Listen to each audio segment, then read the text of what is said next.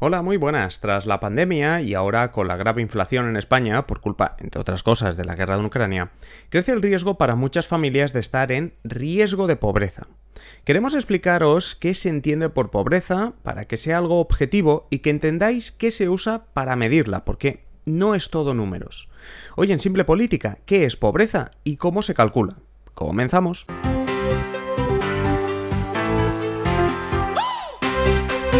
Os habla Adrián Caballero y esto es Simple Política, el podcast que trata de simplificar y traducir todos esos conceptos, estrategias y temas que están presentes cada día en los medios y que nos gustaría entender mejor.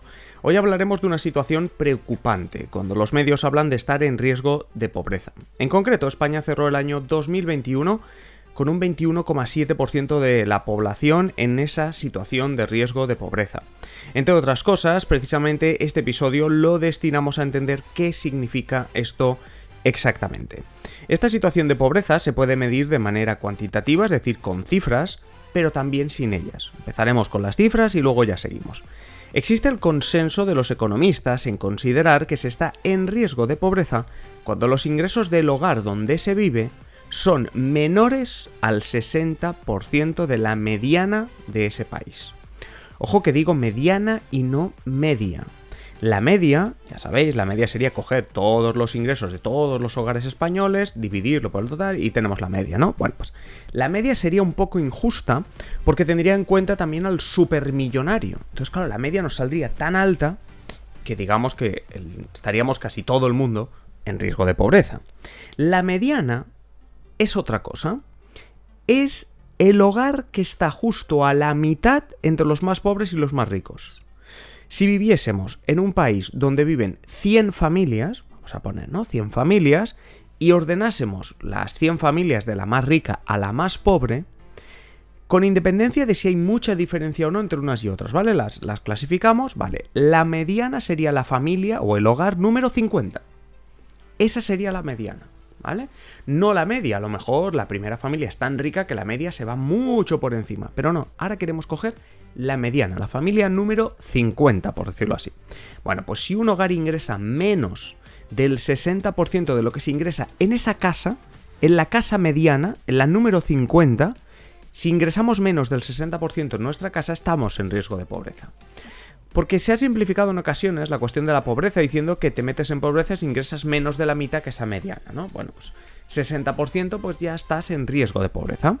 Siempre, como veis, se trata de comparar dentro del mismo territorio, es decir, claro, yo estoy en riesgo de pobreza si tengo menos del 60% de la mediana de mi ciudad, de mi comunidad autónoma o de mi país, pero no comparado con otros sitios. Es decir, no tiene sentido comparar tu situación si vives en Valencia con la renta que tiene la gente en Argelia o en Sudáfrica. No tiene sentido. Entonces siempre comparado con, pues eso, tu ciudad, tu comunidad autónoma, tu país.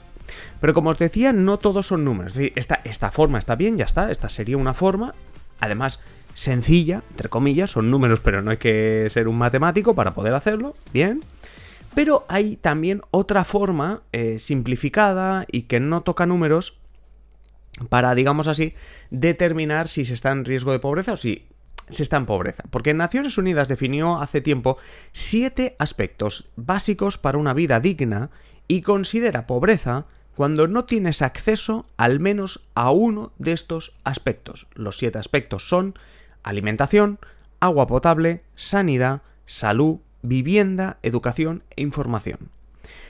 Naciones Unidas, como digo, considera que si no tienes acceso, aquí hablamos de no tener acceso a uno de estos aspectos, entras en la pobreza. Obviamente, a menos de los aspectos tengas acceso, peor es tu calidad de vida y por tanto más grave tu situación de pobreza. Pero la propia Naciones Unidas también nos da otra herramienta para medir y comparar la situación entre países, no solo para cada caso de cada ciudadano individualmente.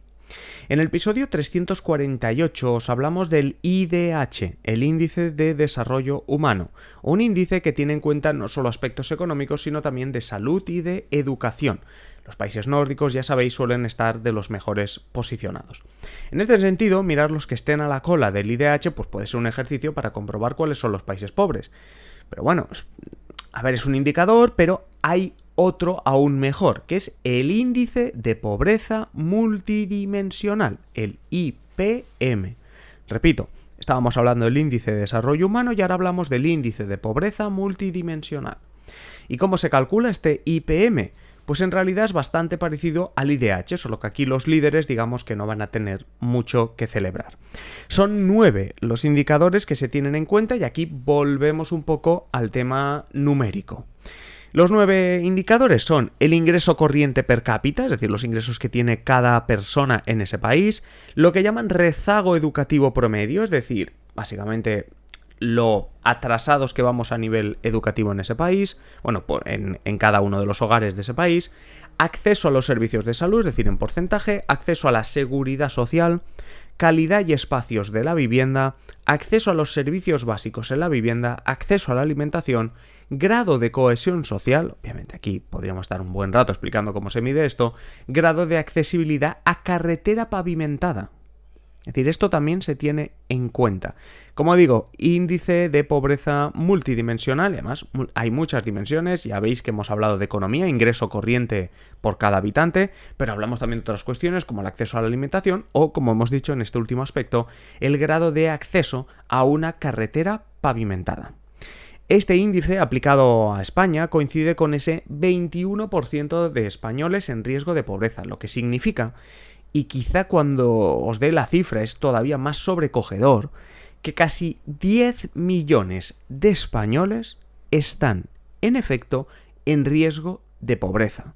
La pandemia, la inflación, los precios de la energía, todo eso lleva a que casi 10 millones de españoles está en riesgo de pobreza. Por eso muchas veces, ante la ola de calor, por ejemplo, que tuvimos la semana pasada, y que obviamente pues estamos en verano y no pasa este calor, el tema del aire acondicionado, el tema de los ventiladores, todas estas cuestiones, para muchas familias son incluso como lejanas. El hecho de, no, cuidado, ahorra con el aire acondicionado, ¿no? Si es que hay muchas familias que todo esto les suena lejano. Como digo, casi 10 millones de españoles que están en riesgo de pobreza. Hablando de precios de la energía, también existe el concepto de pobreza energética, ya lo sabéis, seguro que lo habéis escuchado en medios de comunicación en más de una ocasión. ¿Qué es la pobreza energética en concreto? Bueno, es la situación cuando una familia no tiene los recursos necesarios para pagar los consumos energéticos, pero también se acepta como pobreza energética si una familia está pagando las facturas, pero está destinando una parte demasiado grande de su presupuesto. Porque es como digo, a lo mejor ante la ola de calor no tienes más remedio que gastar un poco más en electricidad. Pero esto está suponiendo un gasto desorbitado para el presupuesto que tú tienes, ¿no? Para los ingresos que tú tienes mensuales. Con estos gastos energéticos básicos seguro que ya lo tenéis en mente, pero por si acaso decimos que hacemos referencia a la electricidad, la calefacción y el agua caliente, es decir, a las facturas de luz, de gas y de agua. Por desgracia, también en este último aspecto la pandemia, también antes, pero la pandemia no ha ayudado precisamente, ha dejado en España a cientos de miles, cuando no millones de personas, en situación vulnerable, de grave exclusión. Recordemos, por última vez, como os decía, que prácticamente 10 millones de personas, nada más y nada menos, en nuestro país, están en riesgo de pobreza. Una cifra que debemos tener en cuenta, ¿no? Cuando hablan de... Como decían, ¿no? Que el cambio climático también es una cuestión de clase, o que esta ola de calor también es una cuestión de clase, o recordemos los fallecimientos que ha habido, los centenares de fallecimientos que ha habido por la ola de calor en estas últimas semanas, algunos de ellos de trabajadores que, bueno, pues necesitaban el trabajo y que estaban trabajando en unas condiciones, pues la verdad que complicadas, con más de 40 grados, etcétera, etcétera. Bueno, todo esto al final nos lleva a eso que se habla, ¿no? De cómo esto afecta de diferente forma a las clases sociales, y hablando de clases sociales, pues hoy en este episodio nos hemos dedicado sobre todo a mirar a aquella que lo está pasando peor, a esos 10 millones de personas, como digo, en riesgo de pobreza. Acabamos aquí el episodio y hoy me gustaría que nos dejaseis en comentarios, ya sabéis, o en la caja de comentarios, depende de donde nos escuchéis, o en simplepolitica.com/contactar, vuestro punto de vista, es decir, qué es para vosotros o cómo se traduce esto en la práctica esta pobreza, ¿no? ¿Cómo traduciríais no solo los números, el acceso a no sé qué, el pagar la factura, sino en qué se traduce para vosotros realmente en España, en un país como España? Ya sabemos, no podemos comparar España con países menos desarrollados, sino en España, ¿qué es la pobreza para vosotros, más allá de estos indicadores que os he dado?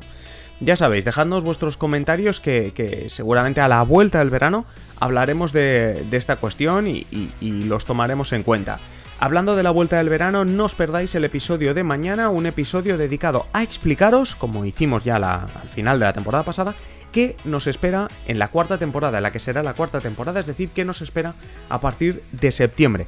El viernes, por supuesto, finalizaremos temporada con Fran, así que mañana jueves dedicamos el episodio, como os digo, a hablar de lo que nos espera en la próxima temporada. Como os digo, os espero mañana jueves. Ya sabéis, muchísimas gracias por estar ahí, por vuestras valoraciones, por vuestros me gustas, por vuestros comentarios. Y si queréis apoyar este proyecto, pues nada, patreon.com/simplepolítica y ahí miráis qué opción se os adapta mejor. Nos escuchamos en el episodio de mañana. Un saludo y que acabáis de pasar feliz miércoles.